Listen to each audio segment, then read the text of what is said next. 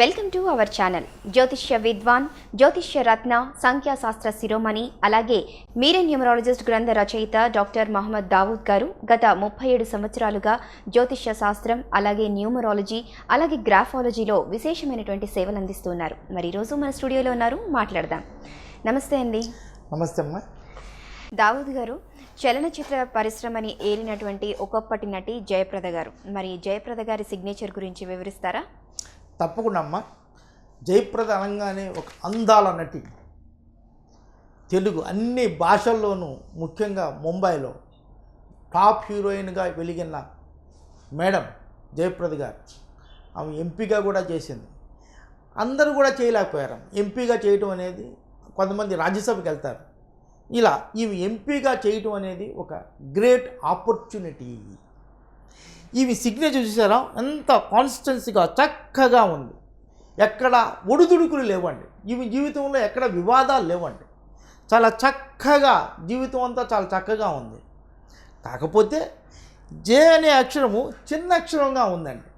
జే అనే అక్షరానికి కొంచెం క్యాపిటల్గా, నేను ఇదివరకు ఎపిసోడ్లో చెప్పినట్టుగా క్యాపిటల్గా జేని కరెక్ట్గా రాసినట్టయితే ఇంకా మంచి పేరు ప్రతిష్టలు వచ్చాయండి.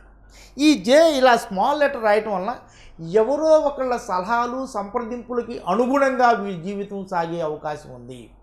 వీళ్ళని ఇండివిజువల్గా యాక్షన్ తీసుకోకుండా, ఇండివిజువల్గా డెసిషన్స్ తీసుకోకుండా, ఎవరో తీసుకున్న డెసిషన్స్కి అనుగుణంగా వీరు యాక్ట్ చేయటం కానీ, ఏమైనా కానీ, ఇల్లు కొనమంటే ఎవరైనా కొనమంటే కొనటమే కానీ వీళ్ళు కొందామని కొనుక్కోరన్నమాట. అలా ఈ సిగ్నేచరు, ఈ జే లెటర్ కొంచెం స్మాల్ లెటర్ ఉండటం వల్ల ఒకళ్ళ ఆధీనంలో ఉండే అవకాశాలు ఎక్కువగా ఉన్నాయి. ఆ తర్వాత జయప్రదలో పి చాలా బాగా ఉందండి. ఆ పి ఉండటం వలన ఇంటెలెక్చువాలిటీ, క్రియేటివిటీ, ఇంటెలిజెన్స్ ఉండటం వలన ఆమె అద్భుతమైన సినిమాలు చాలా చక్కగా చేశారు. ఆ పి లెటర్ కిందకి రావటం వలన కొంచెం చాలా మంచి పొటెన్షియాలిటీ కూడా ఉంటుంది.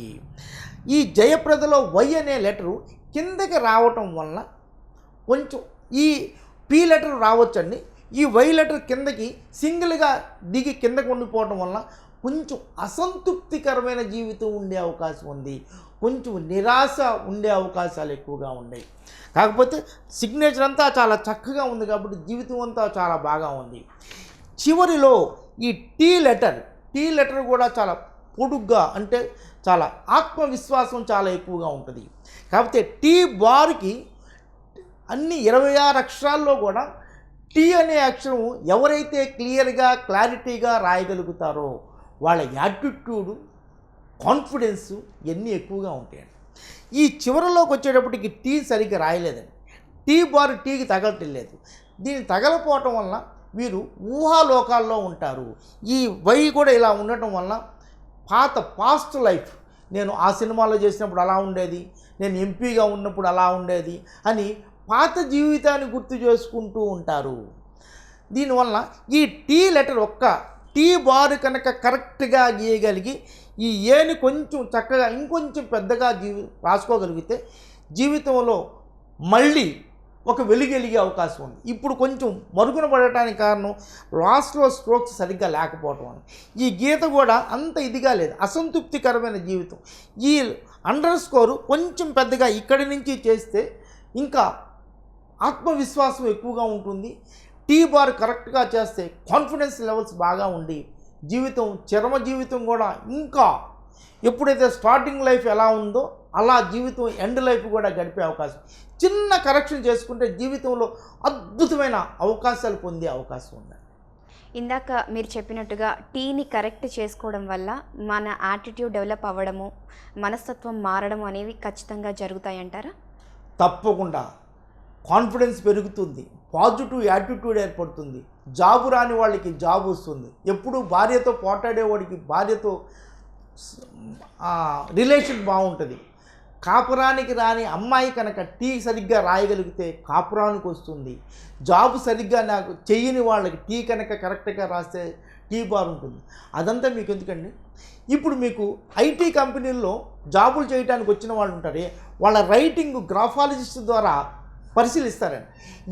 ముఖ్యంగా 26 లెటర్స్లో టీ బార్ ఎవడైతే కరెక్ట్గా రాస్తాడో వాడు ఆర్గనైజేషన్కి చక్కగా పనిచేస్తాడు అని గ్రాఫాలజిస్ట్ నమ్మక. అలాంటి వాళ్ళని టీ బార్ ఎవరైతే కరెక్ట్గా రాస్తారో అలాంటి వాళ్ళని జాబ్లో సెలెక్ట్ చేసుకుంటారు. టీ అనేది ఒక అద్భుతమైన లెటర్ అండి. దాన్ని కరెక్ట్గా ఎవరైనా సరే ఈ టీవీ ప్రోగ్రాం చూసిన వాళ్ళు టీని కరెక్ట్ చేసుకోగలిగితే, చక్కగా రాయగలిగితే జీవితంలో ఉన్న స్థితి నుంచి ఉన్నత స్థితికి పొందే అవకాశాలు, జాబు లేని వాళ్ళకి జాబ్ వచ్చేది, నిరాశగా ఉండే వాళ్ళకి ఒక ఆశ చిగురించి కొత్త జీవితం వచ్చే అవకాశాలు ఎక్కువగా ఉన్నాయండి. అలాగే అండి, మరి విన్నారు కదా, జయప్రద గారి సిగ్నేచర్ అనాలిసిస్ చేశారు. అలాగే మీరు టీ ఆల్ఫాబెట్ని ఎలా రాస్తున్నారో ఒక్కసారి గమనించుకోండి. మరి మా వీడియో మీకు నచ్చినట్టయితే లైక్ చేయండి, షేర్ చేయండి, మా ఛానల్ని సబ్స్క్రైబ్ చేయండి.